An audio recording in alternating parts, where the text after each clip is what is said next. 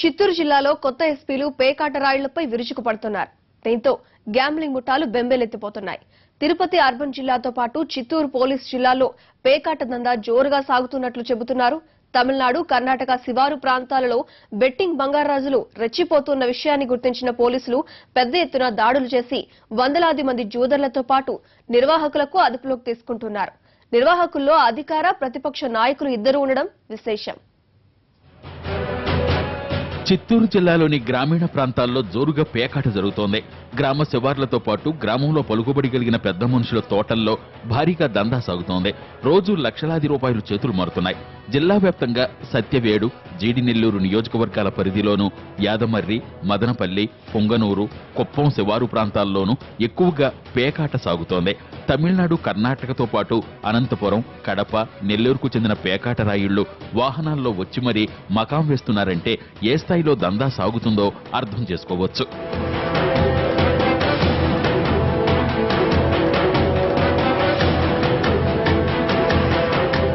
పేకాట స్థావరాలను నడుపుతున్న వారు రోజుకో చోట వీటిని నిర్వహిస్తారు. వాట్సాప్ ద్వారా సమాచారాన్ని పందెం రాయుళ్లకు అప్పగిస్తారు. అదేవిధంగా ప్రతి పోలీస్ స్టేషన్లోనూ వీరి మనుషులుంటారు.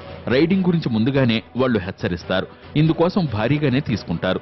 ఇబ్బందులు లేకుండా ఆటను నడిపించినందుకు బెట్టింగ్ బంగారాజుల నుంచి భారీగా వసూలు చేస్తారు. అంతేకాదు అవసరమైతే అప్పులు కూడా ఇస్తారు. అంతేకాదు పేకాట సమయంలో బయటికెళ్లి ఇబ్బందులు పడకుండా మందు, భోజనం అన్నీ ఏర్పాటు చేస్తారు. ఇందుకోసం ప్రత్యేకంగా మనుషుల్ని పెడతారు. ఇవాళ ఒకడు రోజు పోయి ఆడతాడు, పేకాట ఆడతాడు. వాడికి కావాలి డబ్బులు లేదు, రాత్రి అయితే ఎక్కడ దొంగిలించాలని చూస్తాడు. పశువులో, లేకపోతే మేకలో, లేకపోతే ఇంకా ఏదో బడిలో, లేకపోతే ఏదో ఒక పద్ధతిలో ఆ విపరీతమైనటువంటి ఒక మానసిక ధోరణి అనేది ఇది వస్తుంది. ఇది వచ్చి వీళ్ళని అవసరమైతే నేనే కోరుకునేది ఎస్పీ లాంటి వాళ్ళు దీని మీద దృష్టి సారించడం చాలా హర్షించదగ్గ విషయం. కాబట్టి వీళ్ళందరికీ కూడా వీళ్ళు ఎవరెవరు కేసులు పెట్టాలి, కఠినంగా శిక్షించాలి.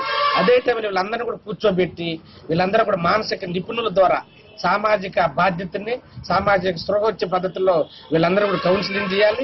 వీళ్ళు ఎవరిని కూడా దాచిపెట్టకూడదు. ఎంత రాజకీయ పలుకుబడినో కూడా వీళ్ళ మీద కఠినంగా చర్యలు తీసుకోవాలని చెప్పి మేమైతే ప్రజలుగా డిమాండ్ చేస్తున్నాము. కొత్త ఎస్పీలు వచ్చిన తర్వాత చిత్తూరు, తిరుపతి అర్బన్ జిల్లాల్లో పేకాట స్థావరాలపై భారీగా దాడులు నిర్వహించారు. సత్యవేడు శివార్లలో జరిగిన దాడుల్లో ఏకంగా 80 లక్షల వరకు నగదు లభించినట్లు తెలుస్తోంది. ఈ దాడుల్లో సత్యవేడు టీడీపీ మండల కన్వీనర్ పరమశివం అలియాస్ భాష, అతని సోదరుడు సురుట్లపల్లి పల్లి కొండేశ్వర స్వామి ఆలయం ధర్మకర్తల మండలి చైర్మన్ నీలకంఠం కూడా ఉన్నారు. వీరిని అరెస్టు చేసిన పోలీసులు స్థానిక పోలీసులకు అప్పగించి వెళ్లారు. ఇదే విధంగా వరదాయపాళ్యం, రేణిగుంట, మదనపల్లి, తంబళ్లపల్లి, కాళహస్తి, పుత్తూరు, నగరి, పాలసముద్రం, యాదమరిలో కూడా దాడులు నిర్వహించారు. పాలసముద్రంలో అయితే ఓ రిసార్ట్సే ఇందుకోసం ఉన్నట్లు చెప్తున్నారు. ప్రతిరోజు 100 నుంచి 400 మంది వరకు పేకాట రాయిళ్లు ఇతర జిల్లాల నుంచి పేకాట కోసం వస్తుంటారనేది ఓ అంచనా.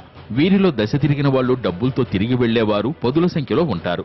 లక్షలాది రూపాయలు పోగొట్టుకుని ఉన్న బంగారు నగలు కూడా అమ్ముకుని ఇంటికి వెళ్లేవాళ్లు మాత్రం వందల్లో ఉంటారు. వీరిపై స్థానిక పోలీసులు చర్యలు తీసుకుంటే అధికార పార్టీ నేతలు వారిని బదిలీ చేయిస్తున్నారన్న ఆరోపణలున్నాయి.